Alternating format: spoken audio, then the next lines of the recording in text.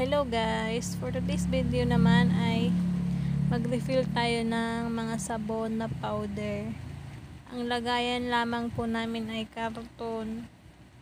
Ayan. Ganyan lang naman po kami maglagay. Simple lang po.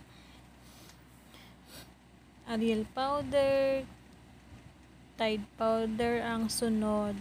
Ayan. Kaunti lang ang ano namin. Kaunti lang ang mga powder namin na sabon. Ayan, yung mga mabenta lang. Tide powder, Surf powder, Ariel powder, tsaka Champion. Yan, at Champion, at tsaka Breeze.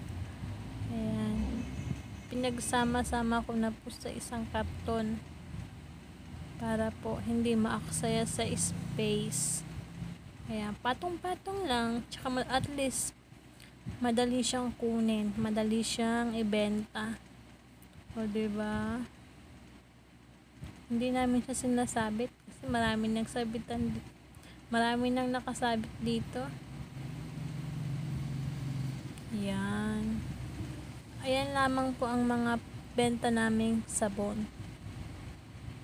Diba?